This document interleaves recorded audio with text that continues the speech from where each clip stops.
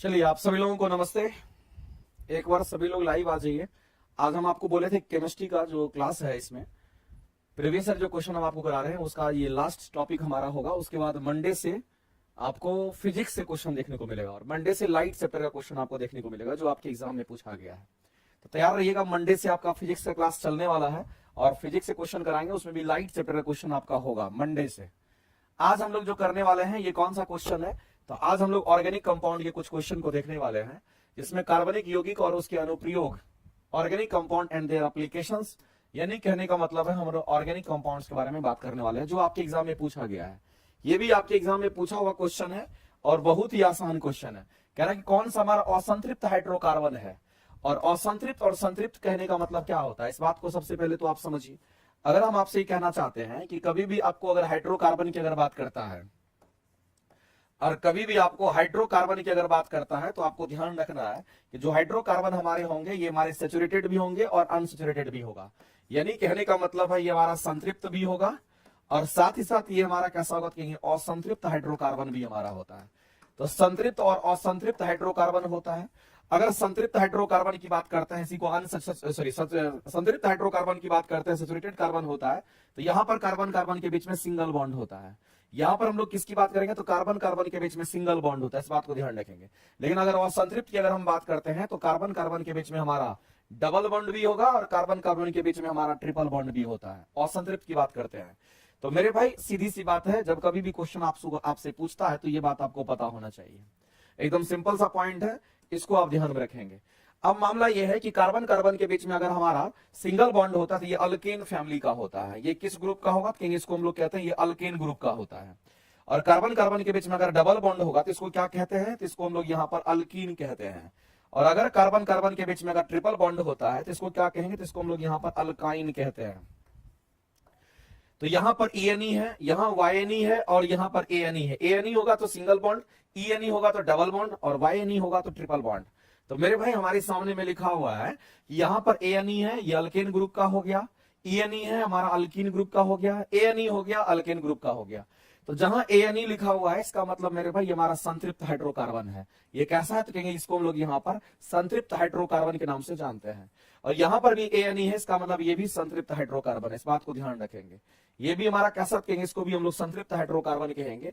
और यहां पर ENE है तो ENE रहे या YNE रहे, इसका मतलब हमारा असंतृप्त हो जाएगा। तो ये कैसा है, तो इसको हम लोग कहेंगे यहाँ पर असंतृप्त हाइड्रोकार्बन की हम बात करेंगे। इसको हम लोग असंतृप्त हाइड्रोकार्बन हम लोग कहेंगे यहाँ पर। तो आपसे क्वेश्चन में पूछा गया है कि बताइए इनमें से कौन सा हमारा असंतृप्त है, तो मेरे भाई ऑप्शन नंबर बी आपका राइट हो जाएगा। और यहां पर इथीन की बात कर रहा है, तो आपको एक बात समझना है कि यहां पर किसकी बात कर रहा है, इथीन की बात कर रहा है। और इथीन की बात कर रहा है तो कार्बन कार्बन के बीच में डबल बॉन्ड होगा, लेकिन मीथेन हमारा एक कार्बन का होता है तो इथेन हमारा दो कार्बन का होता है। तो इथीन भी दो कार्बन का ही होगा, लेकिन कार्बन कार्बन के बीच में हमारा क्या होगा कि यहाँ पर डबल बॉन्ड होगा। अगर कार्बन कार्बन के बीच में डबल बॉन्ड होगा तो हम लोग कहेंगे इधर हमारा दो हाइड्रोजन और इधर भी हमारा कितना, तो दो हाइड्रोजन काम करेगा। इसका मतलब C2H4।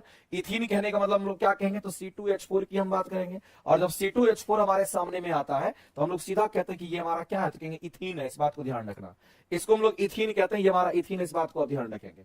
इसी तरीके से अगर मान लेते इथाइन की अगर बात कर लेता तो क्या करते हैं, अगर इथाइन की बात कर लेता तो कहते हैं कि सर वायनी है तो कार्बन कार्बन के बीच में ट्रिपल बॉन्ड होना चाहिए।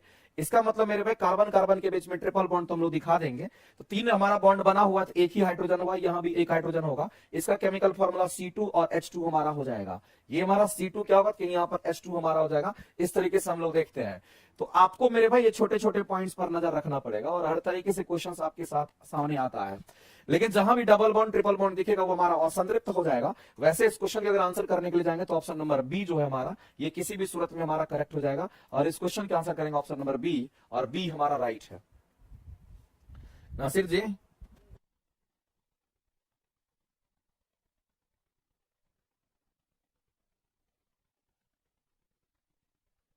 आगे चलते हैं। मेरी आवाज जा रही होगी, एक बार सभी लोग कमेंट सेक्शन में कमेंट करेंगे। जितने लोग लाइव देख रहे हैं मेरे भाई, एक बार सभी लोग फटाफट करके कमेंट सेक्शन में कमेंट करिए।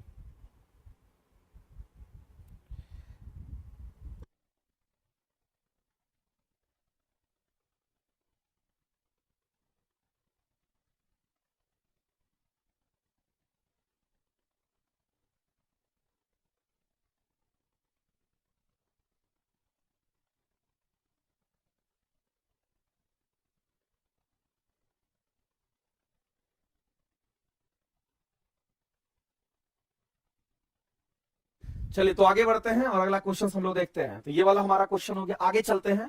अगला क्वेश्चन आप देख लीजिए, 6 to 8 में ये क्वेश्चन पूछा गया है और बीपीएससी टीआरई 3.0 का 6 to 8 का ये क्वेश्चन है। इस क्वेश्चन के बारे में आपको बताना है। मेरे भाई बोला गया ब्यूटेनॉन का कार्यात्मक समूह यानी कि फंक्शनल ग्रुप हमारा 4 कार्बन का यौगिक हमें बताना है। वैसे भी 4 कार्बन का जो यौगिक है वो हमारा ब्यूटेन होता है, इस बात को हम सभी लोग जानते हैं। 1 कार्बन का होगा तो मीथेन होगा, 2 कार्बन का होगा तो इथेन होगा, 3 कार्बन का होगा तो प्रोपेन होगा, 4 कार्बन का होगा तो ब्यूटेन होगा, 5 कार्बन का होगा तो पेंटेन, 6 कार्बन का तो हेक्सेन, 7 कार्बन का तो हेप्टेन हमारा होता है। ऐसे हमारा होता है। तो मेरे भाई अगर हम ब्यूटेनॉन की अगर हम बात कर रहे हैं और ब्यूटेनॉन में कितने कार्बन होंगे तो 4 कार्बन हमारे होंगे। चूंकि हम लोग ब्यूटेन की बात करते हैं उसमें 4 कार्बन हमारा होता है। और आपसे फंक्शनल ग्रुप पूछा गया है, 4 कार्बन वाला फंक्शनल ग्रुप आपसे पूछा गया है कि बताइए इनमें से कौन सा 4 कार्बन वाला हमारा फंक्शनल ग्रुप का यौगिक है, वो आपको बताना है। 4 कार्बन वाला हमारा कौन सा है। तो अगर हम बात करते हैं ब्यूटेनॉन की बात करते हैं तो मेरे भाई ब्यूटेनॉन कहने का मतलब हमारा क्या है, ये कीटोन ग्रुप का हमारा होता है। इस बात को ध्यान रखेंगे। अगर हम ब्यूटेनॉन की अगर बात करते हैं तो उसका केमिकल फॉर्मूला हमारा क्या होगा, इस बात को ध्यान। अगर हम ब्यूटेनॉन की अगर बात करते हैं तो इस बात को ध्यान, ओन लिखा हुआ है, इसका मतलब ये कीटोन ग्रुप का हमारा होता है। ये हमारा कीटोन ओन जो हमारा होता है इसका फंक्शनल ग्रुप हमारा क्या होगा। तो इसका अगर कार्यात्मक समूह की अगर बात करते हैं, इसको हम लोग अगर हम लोग फंक्शनल ग्रुप की अगर हम बात करते हैं तो बताइए कौन सा फंक्शनल ग्रुप होता है। तो कहेंगे इसका फंक्शनल ग्रुप हमारा कीटोन होता है। इस बात को आप ध्यान रखिए, ये कीटोन होता है। और अगर किसी का कीटोन अगर फंक्शनल ग्रुप है, इसका मतलब है मेरे भाई उसको हम लोग क्या कहते हैं, तो सी डबल बॉन्ड ओ के नाम से हम लोग जानते हैं। इधर हमारा अल्काइल ग्रुप लगा हुआ रहता है, इधर हमारा अल्काइल ग्रुप होता है, इसी को हम लोग कहते हैं। कीटोन का फंक्शनल ग्रुप जो हमारा होता है वो कुछ हमारा ऐसा होता है, इस बात को ध्यान रखेंगे। ये हमारा कुछ ऐसा होता है, इसको आप ध्यान में रखेंगे, ये कीटोन का होता है। और इसीलिए हम लोग कहते हैं 4 कार्बन का है तो फंक्शनल ग्रुप में अगर देखेंगे तो कार्बन को आप यहां पर जोड़ दीजिएगा तो उसके हिसाब से 4 कार्बन का हमारा बनेगा, तो उसको ब्यूटेनॉन के नाम से हम लोग जानते हैं। तो मेरे भाई ब्यूटेनॉन में हमारा क्या कहेंगे, यहाँ पर कीटोन ग्रुप लगा हुआ है। इसका मतलब इस क्वेश्चन का अगर आंसर करेंगे तो ऑप्शन नंबर सी आपका राइट हो जाएगा। अगर कार्बोक्सिलिक एसिड की बात करते हैं, ये हमारा जो फंक्शनल ग्रुप होता है इसको हम लोग कहते हैं COOH हमारा होता है। एल्डिहाइड की बात करेंगे तो फंक्शनल ग्रुप हमारा कैसा होगा कि ये CHO हमारा होता है। ऐसे करके आपको थोड़ा सा ध्यान रखना पड़ेगा। अगर मेरे भाई फंक्शनल ग्रुप की अगर हम बात करते हैं तो कुछ फंक्शनल ग्रुप आपको याद भी रखने चाहिए। चलो अलग से हम नोट करके लिख देते हैं और ये फंक्शनल ग्रुप जरूर याद रखिएगा और लिख करके चिपका लीजिए। जैसे कि अगर हम कीटोन की बात कर लेते हैं तो जो कीटोन का फंक्शनल ग्रुप हमारा होगा वो कैसा होगा कि सी डबल बॉन्ड ओ हमारा कुछ इस तरीके से हमारा होता है। कीटोन का फंक्शनल ग्रुप जो हमारा होगा कहेंगे कुछ इसी तरीके का हमारा होता है, ये बात आपको ध्यान रखना है। और इसमें दोनों तरफ हमारा अल्काइल ग्रुप लगा हुआ रहता है, यहां भी और यहां भी लगा रहता है, इसको कीटोन कहते हैं। ऐसे ही अगर हम आप बात करते हैं यहाँ पर एल्डिहाइड की अगर हम बात करते हैं, इसी में अगर हम यहाँ पर एल्डिहाइड की बात करते हैं और एल्डिहाइड का क्या होगा तो हम लोग सीधा कहेंगे एल्डिहाइड के लिए हमारा RCOOH हमारा हो जाता है, ये एल्डिहाइड का फंक्शनल ग्रुप होता है। ऐसे ही अगर हम बात करते हैं कार्बोक्सिलिक एसिड की बात करते हैं, किसकी बात कर रहे हैं तो यहाँ पर कार्बोक्सिलिक एसिड की हम बात करते हैं। तो ये जो हमारा कार्बोक्सिलिक एसिड हमारा है इसका फंक्शनल ग्रुप की अगर हम बात करेंगे तो कार्बोक्सिलिक एसिड का फंक्शनल ग्रुप हमारा होता है RC डबल बॉन्ड O और साथ में हम कहते हैं OH ग्रुप लगा रहता है। ऐसे ही करके अगर हम एस्टर की बात करते हैं तो ये सब आपको याद रखना पड़ेगा। और एस्टर का जो फंक्शनल ग्रुप हमारा होता है उसकी अगर हम बात करते हैं तो हम लोग कहेंगे कि C डबल बॉन्ड O तो हमारा होगा, इधर हम कहेंगे कोई और अल्काइल ग्रुप होगा और बीच में हमारा एक ऑक्सीजन और होगा और यहाँ पर दूसरा कोई अल्काइल ग्रुप हमारा होगा। इसी तरीके से अगर हम बात करते हैं तो ये सब हमारा होता है, इसको आप कम से कम ध्यान में रखिएगा, काम का चीज है, इसको आप ध्यान में रखना, ये आपके काम का चीज है। फंक्शनल ग्रुप में कम से कम इतना तो आपको याद रहना चाहिए जो खास करके आपके एग्जाम में आते रहता है। कीटोन का, एल्डिहाइड का, कार्बोक्सिलिक एसिड का और एस्टर की हम बात करते हैं, ये आपको फंक्शनल ग्रुप पता होना चाहिए जिससे आपका क्वेश्चन बन जाएगा। तो मेरे भाई ये एल्डिहाइड का फंक्शनल ग्रुप हमारा होता है, ये हमारा किसका होगा कहेंगे कार्बोक्सिलिक एसिड का हमारा होता है। कीटोन का क्या होगा तो C डबल बॉन्ड O होता है, इस बात को ध्यान रखेंगे। आगे चलते हैं। आज के जो क्वेश्चन है थोड़े आसान क्वेश्चन है, केमिस्ट्री में पूछे गए, लेकिन ये भी बीपीएससी टीआरई में क्वेश्चन पूछा गया है और ये 9th-10th का क्वेश्चन आपका पूछा गया है। अगर क्वेश्चन की अगर हम बात करते हैं इसमें बोला गया है कि किस कार्बन यौगिक में कार्बन के 2 परमाणु हमारे होते हैं, तो कौन सा ऐसा यौगिक है जिसमें 2 परमाणु मौजूद है। आपके पास में प्रोपेन है, इथेन है, मीथेन है। मेरे भाई मीथेन हमारा 1 कार्बन का होगा, इथेन हमारा 2 कार्बन का होगा और प्रोपेन हमारा 3 कार्बन का होगा। एकदम सिंपल सा बात है। मीथेन में कितने कार्बन होंगे तो 1 कार्बन का हमारा होता है। इसमें कितना कार्बन होगा तो मीथेन हमारा 1 कार्बन का होता है। अगर इथेन के बारे में बात करेंगे तो यहां पर हमारा कितना कार्बन होगा तो इसमें हमारा 2 कार्बन का होगा। अगर प्रोपेन की अगर हम बात करेंगे तो आपको याद रखना इसमें 3 कार्बन का हमारा होता है। इसमें कितने कार्बन होंगे, तो इसमें हमारा 3 कार्बन का हमारा होता है, ये ध्यान रखना है। तो आपसे बोला गया है यहां पर 2 परमाणु की बात कर रहा है, कार्बन के 2 परमाणु होने चाहिए बोल रहा है। इसका मतलब 2 कार्बन वाला होना चाहिए, तो हम लोग सीधा कहेंगे इथेन की बात करेंगे। और इथेन बोले, मिथेन बोले, प्रोपेन बोले, ये सब के सब अल्केन ग्रुप का हमारा है। ये सब के सब हमारा किस ग्रुप का, कहेंगे हमारा अल्केन ग्रुप का है, इस बात को ध्यान रखेंगे। और अगर कोई हमारा अल्केन ग्रुप का होता है तो याद रखना इसका केमिकल फॉर्मूला आपको याद रहना चाहिए। अल्केन ग्रुप का जो केमिकल फॉर्मूला है वो क्या है, कहेंगे एल्केन ग्रुप का जो हमारा केमिकल फॉर्मूला हमारा होता है, एल्केन ग्रुप का जो केमिकल फॉर्मूला होता है उसको बोलते हैं CnH2n प्लस। n का मान 2 रखिए तो आपको इथेन मिलेगा, n का मान 3 रखिएगा तो आपको प्रोपेन मिलेगा, n का मान 4 रखिए तो आपको ब्यूटेन मिलेगा। तो इसी में आप रखते जाइए और इस केमिकल फॉर्मूला से ही हमारा ये मिथेन, इथेन, प्रोपेन, ब्यूटेन वगैरह तैयार होता है। लेकिन जो अल्केन ग्रुप हमारा होता है ये मुख्य रूप से हमारा सैचुरेटेड कार्बन कंपाउंड बनाता है। ये कैसा होता है, कहेंगे इसको हम लोग सैचुरेटेड कहते हैं। मेरे भाई ये कैसा कार्बन कंपाउंड देगा, तो कहेंगे हमारा सैचुरेटेड हाइड्रोकार्बन देता है, इस बात को ध्यान रखें। सैचुरेटेड हाइड्रोकार्बन कार्बन कार्बन के बीच में सिंगल बॉन्ड हमें देता है, हमेशा याद रखना। क्योंकि ANE लगा हुआ है, ANE जहां भी होगा सिंगल बॉन्ड, ANE जहां लगा होगा सिंगल बॉन्ड, ANE इसका मतलब सिंगल बॉन्ड होगा। और अगर सिंगल बॉन्ड कोई होता है तो उसको हम लोग संतृप्त हाइड्रोकार्बन कहते हैं, यानी कि सैचुरेटेड हाइड्रोकार्बन की बात हम लोग करते हैं। इस बात को आप ध्यान रखेंगे। एकदम इजी क्वेश्चन पूछा था। आगे बढ़ते हैं, अगला क्वेश्चन हम लोग देखते हैं। नेक्स्ट क्वेश्चन पर हम लोग बढ़ते हैं और अगला क्वेश्चन मेरे भाई देख लीजिए, आपका उसी से रिलेटेड क्वेश्चन ये दे रखा है और आपको आंसर करके बताना है फास्ट।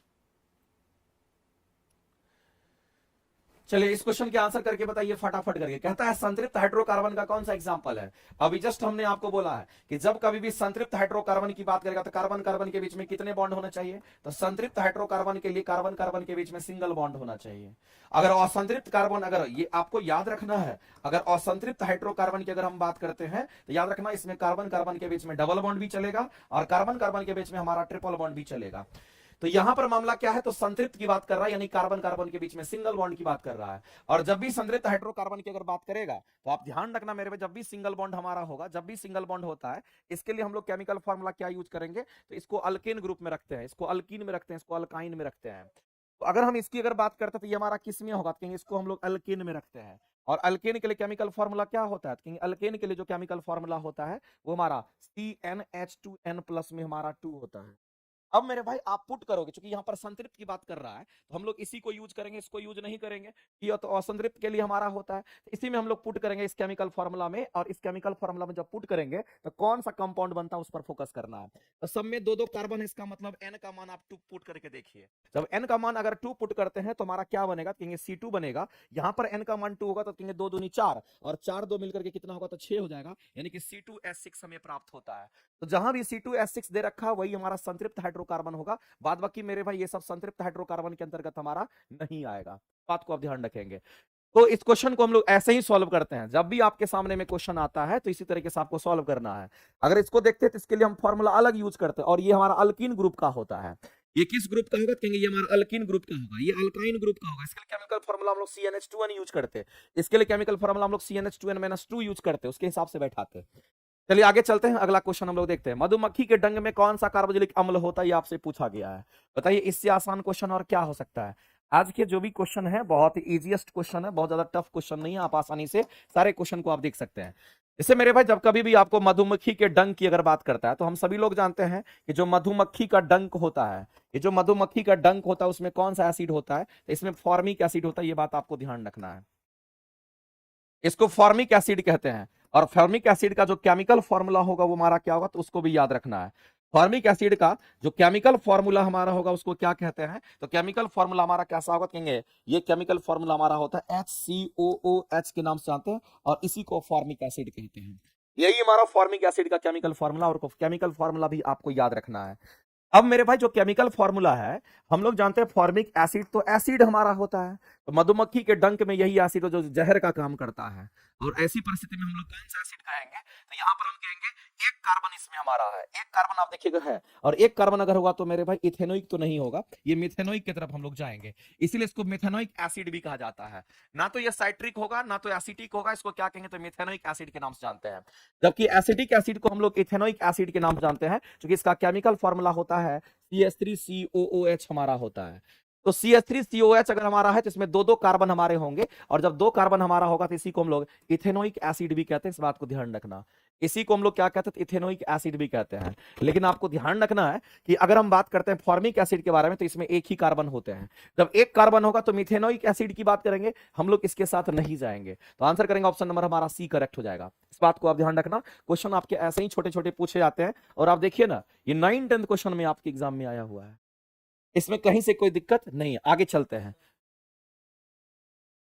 आवाज नहीं आ रही क्या? चलिए अगला क्वेश्चन हम लोग देखते हैं। बिल्कुल, मेथोनिक एसिड को फॉर्मिक एसिड भी कहते हैं। ये केमिकल फॉर्मूला तक याद करके आपको रखना है। अब देखो, अभी जस्ट हम बताए थे आपको एथेनोइक एसिड के बारे में, हम आपको बताए थे कि एसिटिक एसिड जो होता है उसी को एथेनोइक एसिड कहते हैं, और उसका केमिकल फॉर्मूला भी आपको पता है। यहाँ पर वही क्वेश्चन आपको स्टेट में पूछ लिया है कि आप टीआरई का क्वेश्चन और स्टेट का क्वेश्चन जब देखिएगा तो बहुत सारा क्वेश्चन आपको मिक्स मिलता है। तो आप कहेंगे सर अभी जस्ट बताए थे कि हमारा जो इथेनोइक एसिड हमारा होता है 2 कार्बन का हमारा होगा, तो फॉर्मिक एसिड में तो एक को कार्बन होता है, तो ये पॉसिबल नहीं है। अब एल्कोहल की अगर बात करेंगे तो ये भी नहीं होगा। एसिटिक एसिड के बारे में अभी जस्ट आपने बताया था कि सर इसी को एथेनोइक एसिड कहते हैं, और एसिटिक एसिड का केमिकल फॉर्मूला हमारा होता है CH3COH के नाम से हम लोग जानते हैं, और इसी को हम लोग कह देते हैं इथेनोइक एसिड के नाम से जानते हैं। ये बात आपको ध्यान रखना है। इसी को हम लोग एथेनोइक एसिड भी कह देते हैं, ये बात आपको ध्यान रखना है। ठीक है। प्रोपेनोइक एसिड हमारा इसलिए नहीं होगा क्योंकि इसमें 3 कार्बन हमारे हो जाएंगे, जबकि हमको इथेनोइक चाहिए था यानी 2 कार्बन का चाहिए था, इसका मतलब ये भी नहीं होगा। तो मेरे भाई आंसर करेंगे ऑप्शन नंबर बी। आगे चलते हैं।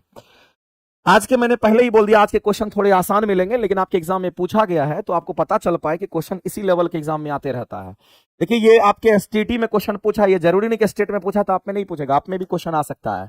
और इसमें क्वेश्चन क्या है कि इनमें से कौन एल्केन है हमारा, बताइए। एल्केन के बारे में बात कर रहे हैं। अगर कोई बोलेगा कि बताओ कौन सा एल्केन है, तो क्या करोगे? ऐसे धड़ल्ले से टिक आउट थोड़ी करोगे। आपको कि सर एल्केन बोल रहा है, इसका मतलब हम लोग एल्केन लिखेंगे, और एल्केन का केमिकल फॉर्मूला क्या होता है? कहेंगे CnH2n+2 करेंगे।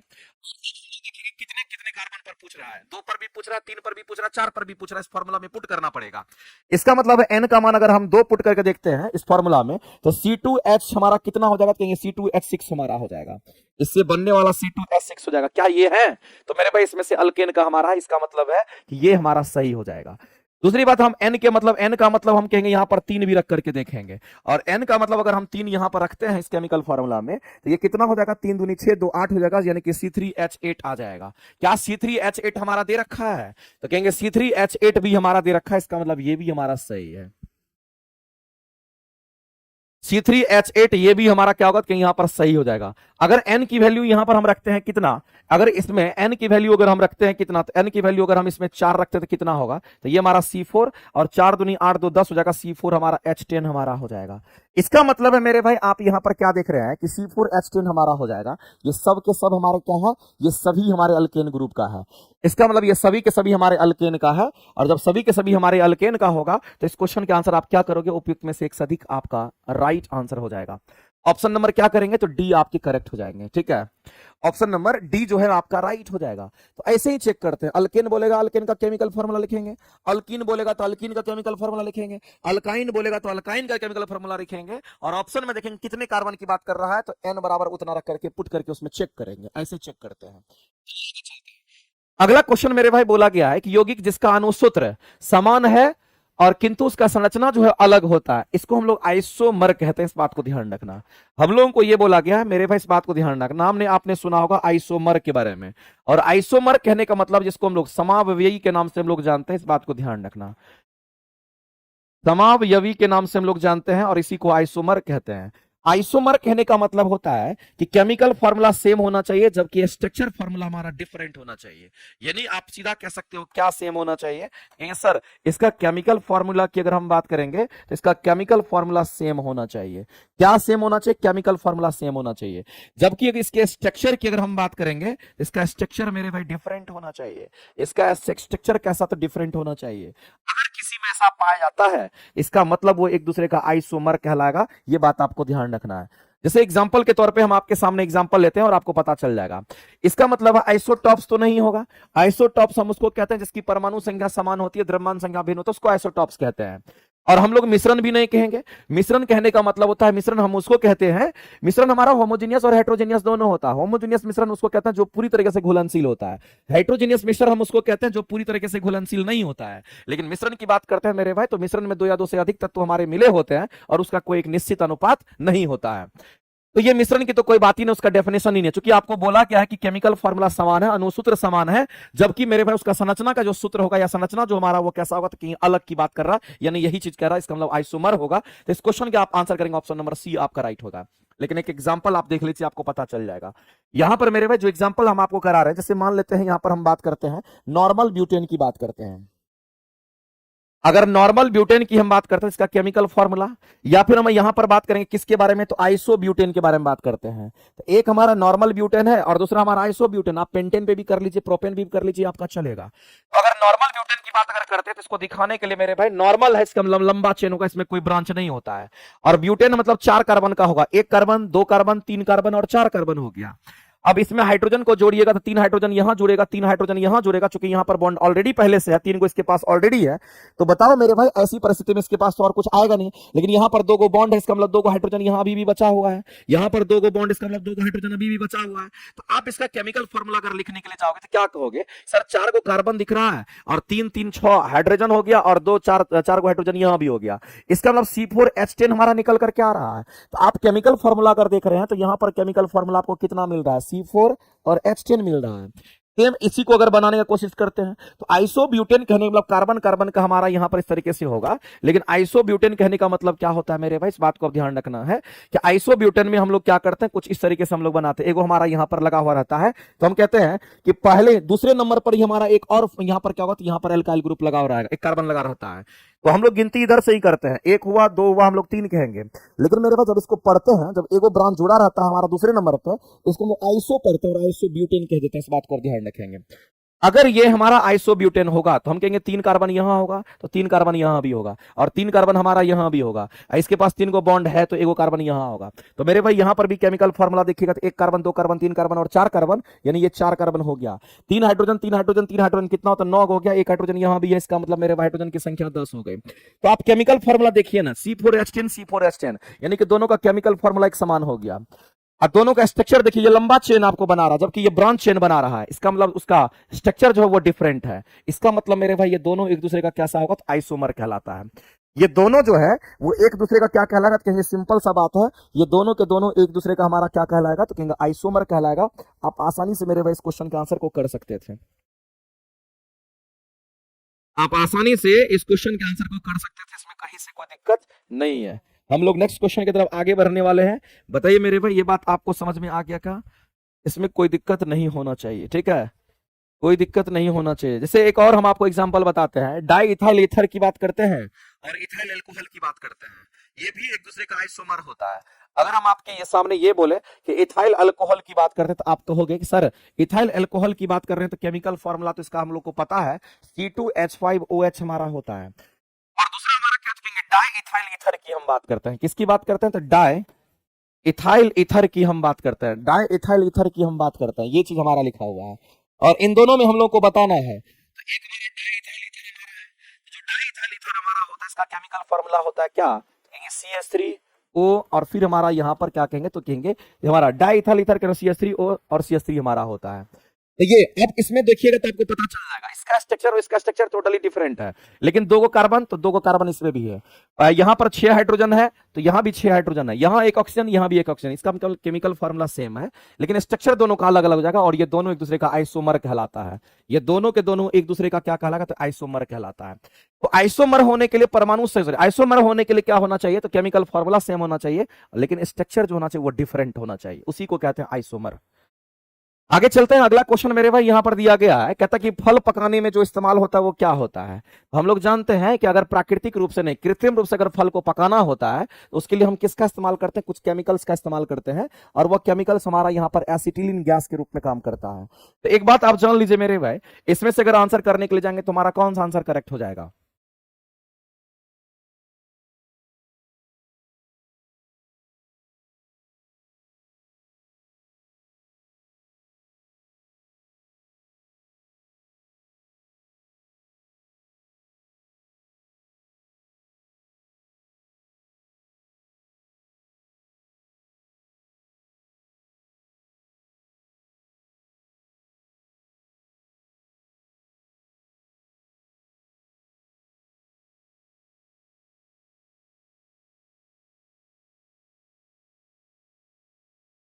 तो आपको एक चीज ध्यान रखना मेरे भाई, इस बात को ध्यान रखना है, अगर फल को पकाने की अगर हम बात करते हैं, तो फल को पकाने की जब कभी भी बात करते हैं, तो फल को पकाने के लिए दो चीज आपको ध्यान रखना। एक तो प्राकृतिक रूप से आप पकाते हैं, उसका केमिकल फॉर्मूला अलग होगा। अगर प्राकृतिक रूप से अगर आप पकाते हैं तो उसका केमिकल फॉर्मूला और अलग होगा, और उसके लिए हम कहेंगे इथिलीन की हम बात करते हैं। उसके लिए हम किसकी बात करेंगे? इथाइलिन की बात करते हैं। ये हमारा इथाइलिन की हम बात करते हैं। और एक होता है हमारा कैसे, तो कहेंगे यहां पर हमारा कृत्रिम तरीके से पकाया जाता है। तो कृत्रिम रूप से अगर पकाते हैं तो इसके लिए हम लोग किसका इस्तेमाल करते हैं? एसिटिलीन का इस्तेमाल करते हैं। इस बात को ध्यान रखना, ये हमारा होता है। तो मेरे पास दोनों के दोनों हमारे अनसैचुरेटेड हाइड्रोकार्बन हमारा है, ये बात पता है हम लोगों को, लेकिन केमिकल फॉर्मूला दोनों का डिफरेंट है। इसका केमिकल फॉर्मूला हमारा अलग है और इसका केमिकल फॉर्मूला हमारा क्या, तो कहेंगे यहाँ पर अलग है। अगर इथिलीन की अगर हम बात करेंगे तो केमिकल फॉर्मूला हमारा क्या होगा, तो कहेंगे यहाँ पर C2H4 हमारा होता है। और इसके लिए बात करेंगे तो C2 हमारा क्या होता है, कहेंगे यहाँ पर H2 होता है। इस बात को ध्यान रखना।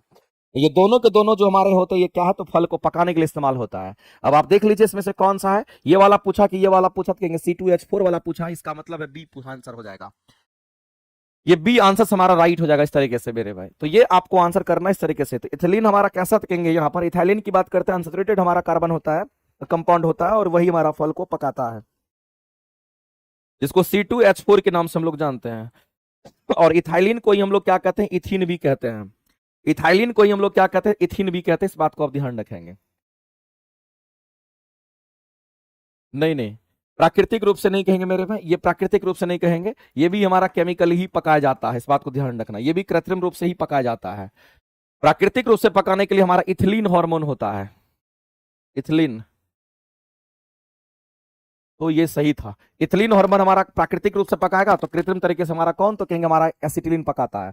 पेड़ पौधों में ये हार्मोन होता है। इथिलीन हार्मोन कहां पे होता है, तो पेड़ पौधों में होता है। इस बात को आप ध्यान रखेंगे, पेड़ पौधे में इथिलीन हार्मोन होता है, ये फल को पकाता है। आगे चलते हैं, अगले क्वेश्चन के ऊपर हम लोग बढ़ते हैं, और अगला क्वेश्चन हम लोग देखते हैं कौन सा हमारा करेक्ट हो जाएगा। नेक्स्ट, कार्बन का कौन सा गुण जिससे वह कार्बन की लंबी श्रृंखला बनाता है? तो कार्बन में लंबा लंबा चेन जो बनता है वो किसकी वजह से बनता है, तो कहेंगे कार्बन के अंदर कैटिनेशन प्रॉपर्टी होता है, कार्बन में श्रृंखलन गुण पाया जाता है। और कार्बन ही एक ऐसा तत्व हमारा होता है जो सबसे अधिक यहाँ पर कंपाउंड का निर्माण करता है। तो मेरे भाई तत्व की संख्या हमारे पीरियोडिक टेबल में 118 है, लेकिन अगर आप उससे यौगिक बनाते हैं, कंपाउंड बनाते हैं, तो करोड़ों करोड़ की संख्या में आप बना सकते हैं। तो एक कार्बन की बात करेंगे, इतने एलिमेंट आप देखते होंगे, सब में से अगर कार्बन की बात करेंगे तो कार्बन सबसे ज्यादा कंपाउंड बनाता है और लंबा चेन बनाता है। तो कहेंगे कार्बन में कैसा गुण होगा, तो कहेंगे श्रृंखलन का गुण होता है। इस बात को आप ध्यान रखें, एक लाइन में कहानी सिंपल। और कार्बन लंबा लंबा चेन बनाता है, इसी को कहते हैं श्रृंखलन गुण कहते हैं। इस बात को ध्यान रखना है। और कोई भी हमारा यहाँ पर एलिमेंट लंबा चेन नहीं बनाता, इस बात को ध्यान रखेंगे। आगे चलते हैं, अगला क्वेश्चन आप बताइए कि एसिटिक एसिड के बारे में हमने आपको चर्चा कर रखा है कि इसमें से कौन सा हमारा एसिटिक एसिड का यहाँ पर केमिकल फॉर्मूला है। कहेंगे CH3COH हमारा जहां दिख रहा है वही हमारा राइट आंसर हो जाएगा। ये फॉर्मिक एसिड का हमारा केमिकल फॉर्मूला हम लोग को दिख रहा है। आगे चलते हैं, अगला है कि C2H5OH का IPSC नेम हमारा क्या होता है। एक बात बताइए मेरे भाई, अगर C2H5OH की हम बात करते हैं, C2H5OH की अगर हम बात करते हैं, तो इसको हम लोग इथाइल अल्कोहल कहते हैं। इसको हम लोग, ये कई बार पूछा गया एग्जाम में, इस बात को ध्यान रखना। और इसी को इथाइल अल्कोहल को इथेनॉल भी कहा जाता है, इसी को इथेनॉल भी कहते हैं। इस बात को ध्यान रखना। तो मेरे पास IPSC नेम अगर आपसे पूछेगा इथाइल अल्कोहल का IPSC नेम, तो इथाइल अल्कोहल का जो IPSC नेम होता है इथेनॉल होता है। इस बात को ध्यान रखेंगे। इसका कौन सा नाम है मेरे भाई, तो IPSC नेम की हम बात करते हैं, ये IPSC नेम की बात करते हैं। तो IPSC नेम हमारा इथाइल अल्कोहल का इथेनॉल होता है, ये बात आपको ध्यान रखना। इस तरीके से मिथाइल अल्कोहल को मिथेनॉल कहते हैं, आपको ध्यान रखना। मिथाइल अल्कोहल क्या कहेंगे, तो मिथेनॉल कहते हैं। इथाइल अल्कोहल क्या कहेंगे, तो इथेनॉल के नाम से हम लोग जानते हैं। आगे चलते हैं, यूरिया का आणविक सूत्र क्या होता है। अगर यूरिया का आणविक सूत्र अगर जानना चाहते हैं तो आपको ध्यान रखना कि जो यूरिया हमारा होता है इसका केमिकल फॉर्मूला होता है NH2 कहेंगे, और C डबल बॉन्ड O होगा, और हमारा सिंपल यहां पर NH2 होता है।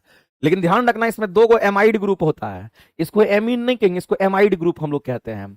एक होता है एमीन कहते हैं जिसको NH3 कहते हैं, और एक होता है हमारा अमोनियम जिसको हम लोग NH4 कहते हैं। और NH2 जो होगा जिसको एमाइड ग्रुप कहते हैं, इसमें दो को एमाइड ग्रुप लगा रहता है, इसको अमोनियम यूरिया कहते हैं।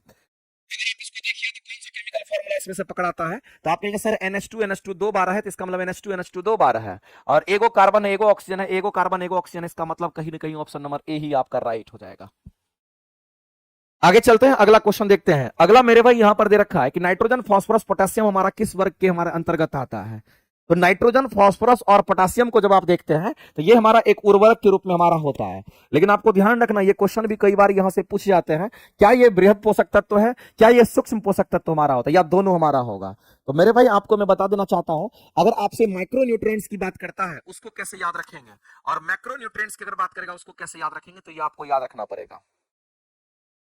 कैसे याद रहेगा आपको बताना है, और ये बताना है मेरे भाई कि माइक्रो है या मैक्रो है। इसको हम लोग कहते हैं बृहद पोषक तत्व। इसको क्या बोलते हैं, तो ये हमारा मैक्रो न्यूट्रिएंट्स होता है, इसमें नाइट्रोजन की हम बात करते हैं।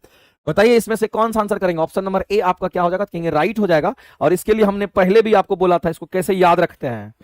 तो मैंने आपको बोला था मेरे भाई कि वो जो टर्म है उसको आप याद रखिएगा। एक तो चीफ मेडिकल ऑफिसर नदिया के पार कैसे हो गया, और दूसरा जमाने में मोहब्बत बड़ी फेंकू कहलाती है। ये दो को चीज याद रखिएगा, काम आपका चल जाएगा। तो अगर हम लोग कहते हैं चीफ मेडिकल ऑफिसर नदिया के पार कैसे होगा, उस पर इसको बैठाना है। चीफ मेडिकल ऑफिसर नदिया के पार कैसे होगा, इस पर बैठाइए, देखिए आपको याद आ जाएगा। चीफ मेडिकल ऑफिसर, और इस पर क्वेश्चन आपका आते रहता है, चीफ मेडिकल ऑफिसर नदिया के पार कैसे होगा, इसको याद रखना है। नदिया के पार कैसे हो गया, नदिया के पार कैसे हो गया, नदिया के पार कैसे हो गया, इस पर बैठाना है। तो कहेंगे चीफ का मतलब हमारा सी की हम बात करेंगे। चलो इसको दूसरे कलर से दिखाते हैं। चीफ कहने का मतलब हमारा सी से बात, कार्बन की बात करेंगे। मेडिकल ऑफिसर की बात कर रहे हैं, इसका मतलब मेरे भाई हम यहां पर किसकी बात करेंगे, तो चीफ मेडिकल ऑफिसर यानी कि मैग्नीशियम की बात करेंगे। ऑफिसर मतलब हमारा क्या होगा, यहां पर ऑक्सीजन की बात करेंगे। और नाइट्रोजन, नदिया के पार मतलब नाइट्रोजन की बात करें, नदिया के पार यानी कि हमारा पोटासियम हो जाएगा। नदिया के पार मतलब नदिया के पार, इसका मतलब तीनों चीज आएगा, नाइट्रोजन, पोटासियम और फास्फोरस। नाइट्रोजन, फास्फोरस और पोटासियम, ये तीनों चीज आपसे पूछ रहा था। नदिया के पार कैसे हो गया, इसका मतलब कैल्शियम भी हमारा हो गया, और हाइड्रोजन की हम बात करेंगे। इसका मतलब है मेरे भाई आप सीधा कह सकते हैं इसी में हमारा एनपीके दे रखा है, और ये एनपीके हमारा मैक्रो न्यूट्रिएंट्स है, इसको बृहद पोषक तत्व कहते हैं। लेकिन अगर आपको माइक्रो न्यूट्रिएंट्स की अगर बात करते हैं, इसके लिए अलग आपको कोड वर्ड याद रखना है। जिस तरह से आप चीफ मेडिकल ऑफिसर नदिया के पार कैसे हो गया इसको आप याद रखें, तो दूसरा याद रखना, जमाने में मोहब्बत बड़ी फेंकू कहलाती है। जमाने में मोहब्बत, अलग अलग तरीके से क्वेश्चन आते रहता है, और ये याद रहना चाहिए, लिख करके दीवार में चिपका लेना, और हमेशा आते रहता है। जमाने में मोहब्बत बड़ी फेंकू कहलाती है, जमाने में मोहब्बत बड़ी फेंकू कहलाती, इस बात को आप ध्यान रखेंगे। जमाने में मोहब्बत बड़ी फेंकू कहलाती है, इस बात को ध्यान रखेंगे। अब इसका कोड अगर लिखना चाहेंगे तो आप कहेंगे सर जमाने की बात कर रहा है, इसका मतलब जिंक पर आप चलिए। जमाने में मोहब्बत, मोहब्बत का मतलब है यहां पर मॉलिबेडनम की बात करेंगे। जमाने में मोहब्बत बड़ी, बड़ी कहने लगा बोरोन की हम बात करेंगे। फेंकू कहने का मतलब हमारा दो चीज है इसमें, फे और कू, यानी कहना हमारा आयरन भी है और कॉपर भी है। तो जमाने में मोहब्बत बड़ी फेंकू कहलाती है, इस बात को आप ध्यान रखेंगे। तो ऐसे भी क्वेश्चन हमारे आते हैं, इस बात को आप ध्यान, और भी हमारा कुछ होगा, लेकिन कुछ कोड हम आपको बता दिए जिससे कि आप आसानी से फाइंड आउट कर सकते हैं। तो इसमें बृहद पोषक तत्व और सूक्ष्म पोषक तत्व के एग्जांपल आपको ऐसे ही याद रखना है, और इसी तरीके से इस क्वेश्चन के आंसर भी करना है आपको। कई बार ये आपके सामने में आ जाता है, इसको आप ध्यान में रखेंगे, ठीक है। चलिए आगे चलते हैं, अगला क्वेश्चन हम लोग देखते हैं। अगला क्वेश्चन हमारा क्या था, व्यावसायिक रूप से उत्पादित किस रासायनिक पदार्थ से मिट्टी की उर्वरता बढ़ती है। बताइए, तो मिट्टी की उर्वरता अगर बढ़ेगी तो कीटनाशक से थोड़ी बढ़ेगा, कीटनाशक तो कीट को मारने का काम करता है। तो इसका मतलब है मिट्टी की अगर उर्वरता को अगर बढ़ाएगा तो कहीं ना कहीं वो हमारा क्या होगा, तो फर्टिलाइजर होगा। तो फर्टिलाइजर, इसमें से जो ऑप्शन दिख रहा होगा वही आंसर करेंगे। तो ये उर्वरक खाद के रूप में हमारा होगा, और उर्वरक खाद हमारा लिए क्या होगा, यहाँ पर करेक्ट आंसर हमारा हो जाएगा। और व्यावसायिक रूप से उत्पादित बोला गया है, कॉमर्शियली जो प्रोड्यूस किया जाता है, जैसे आप गोबर को सड़ा गला करके आप बनाते हैं और उस खाद को यूज करते हैं डिकम्पोज करा करके, जो खाद के रूप में खेतों की उर्वरता को बढ़ाने के लिए, उसको उर्वरक या फर्टिलाइजर या उसी को मैन्योर कहते हैं, उसी को खाद कहते हैं। तो ये हमारा होगा। तो ये क्या हमारा यहां पर हम लोग कहेंगे, क्या ये हमारा खरपतवार नाशी होगा, नहीं होगा। क्या ये हमारा कीटनाशक होगा, नहीं होगा। क्या हमारा कृमिनाशक होगा, नहीं होगा। तो हम लोग आंसर करेंगे ऑप्शन नंबर डी करेक्ट हो जाएगा। अगला अगला कह रहा है कि हरित खाद, हरित खाद बोला गया है मेरे भाई, किसकी बात कर रहा है, हरित खाद की बात कर रहा है। और हरित खाद के अंतर्गत हमारा क्या आएगा, इसी में नाइट्रोजन फास्फोरस हमारा आता है, जो मिट्टी की उर्वरता को बढ़ाता है। हरित खाद मिट्टी को क्या प्रदान करता है, तो मिट्टी की उर्वरा शक्ति को बढ़ा देता है। और हरित खाद को अगर देखिएगा तो नाइट्रोजन और फास्फोरस ही हमारा करेक्ट हो जाएगा आंसर। आगे चलते हैं, कीटनाशक आमतौर पर किस किस पर कार्य करता है। जो कीटनाशक होता है मेरे भाई वो क्या करता है, तो कीट को मारता है, और जनरली उसके नर्वस सिस्टम को ही डैमेज करता है, इस बात को ध्यान रखना। तो कीटनाशक जो होते हैं वो किसको डैमेज करेगा, तो नर्वस सिस्टम को डैमेज करता है। हम लोगों को भी नर्वस सिस्टम, हमारा जो नर्वस सिस्टम होता है जिसको सेंट्रल नर्वस सिस्टम कहते हैं, और नर्वस सिस्टम को अगर आप देखिएगा तो इसी के अंतर्गत हमारा क्या है, तो ब्रेन वगैरह हमारा आता है, स्पाइनल कॉर्ड वगैरह हमारा आता है, ये तंत्रिका तंत्र को ही प्रभावित कर देता है। तो कीटनाशक आमतौर पर मेरे भाई किसको प्रभावित करता है, तो आप ध्यान रखना तंत्रिका तंत्र की हम बात करते हैं, आमतौर पर किस पर कार्य करता है, तो किस पर ये इफेक्ट डालता है, तो कहेंगे नर्वस सिस्टम पर डालता है। तो इतने जो क्वेश्चन थे ये आपका केमिस्ट्री का था, और केमिस्ट्री के जो जो क्वेश्चन थे हमने करा दिए। अब आपको याद रखना है कि आज तो नहीं, अब नेक्स्ट डे जो आपकी क्लासेस होगी उसमें आपको बता देना चाहते हैं बीपीएससी टीआरई 3 री एग्जाम जो हुआ था, री एग्जाम मतलब क्या, दोबारा जो एग्जाम हुआ उसमें फाइनल रिजल्ट आया है। क्लास 1 to 5 का क्वेश्चन रहेगा, 6 to 8 9 10 का रहेगा, 11 12 का रहेगा, और एसटीईटी का क्वेश्चन आपका रहेगा। तो आप मेरे भाई तैयार रहिएगा, नेक्स्ट क्लास मंडे को हम आपकी क्लासेस लेंगे, ध्यान रखना मंडे को जो क्लासेस आपकी होगी, तो इस मंडे में जो टॉपिक आपका रहेगा तो ये फिजिक्स का रहेगा। और आपको फिजिक्स में कौन सा चैप्टर की हम बात करेंगे, तो आपको ध्यान रखना सबसे मोस्ट इंपॉर्टेंट चैप्टर होता है, और ये आपका यहां पर हम ऑप्टिक्स की हम बात कर रहे हैं, ये ऑप्टिक्स यानी कि लाइट चैप्टर के क्वेश्चन आपको यहां पर हम कराएंगे, और ये मंडे को आपको रहेगा। लेकिन याद रखना कि मंडे को जब हम लोग आएंगे तो इसमें क्वेश्चन आपको 1 to 5 का पूछा हुआ मिलेगा, आपको 6 to 8 का क्वेश्चन मिलेगा, साथ ही साथ आपको यहां पर 9 10th का क्वेश्चन मिलेगा, साथ ही साथ आपको 11 12 तक का क्वेश्चन मिलेगा, और इतना ही नहीं मेरे भाई एसटीईटी का क्वेश्चन भी आपको यहां पर मिलेगा। एसटीईटी 2024 के जो क्वेश्चन पूछे गए थे वो क्वेश्चन आपको यहां पर मिलने वाला है, और ये वो क्वेश्चन है सबके प्रीवियस ईयर क्वेश्चन, इस बात को ध्यान रखना, पीवाईक्यू है। इसका मतलब मेरे भाई ये काफी इंपॉर्टेंट है, और हम लोग मंडे को ये क्लासेस करेंगे, और मंडे को ये क्लासेस हम लोग देखेंगे। तो मंडे को कितने बजे लाइव आना है, तो मंडे को 7 बजे हम लोग लाइव आएंगे और इस क्लासेस को अटेंड करेंगे, और इसमें जितने भी क्वेश्चंस होंगे इसका पीडीएफ भी आपको Naveen Kumar Singh YouTube Telegram channel पे चला जाता है, वहां से आपको मिल जाएगा। लेकिन ध्यान रखिएगा ये सब काम का है, और इसको भी हम लोग करेंगे। इजी टफ से मतलब नहीं है, हम लोग सारे क्वेश्चन को करने का कोशिश करेंगे। हमारा कोशिश रहेगा कम से कम 40 क्वेश्चन फिजिक्स का करा दें।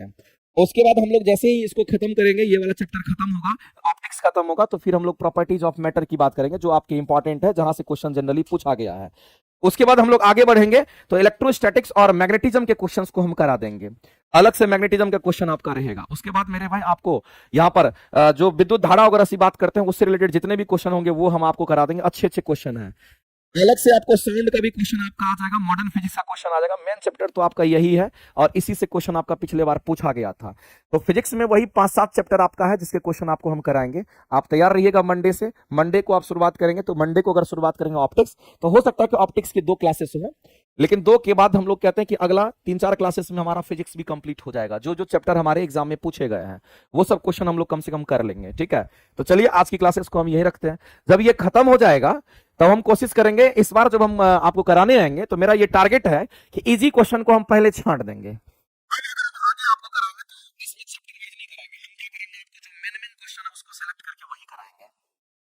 इसमें जितने भी क्वेश्चन आपके दिए गए हैं ना, इसमें से जो इंपॉर्टेंट क्वेश्चन होगा उसी को हम क्या करेंगे, टिक आउट करके आपको कराएंगे।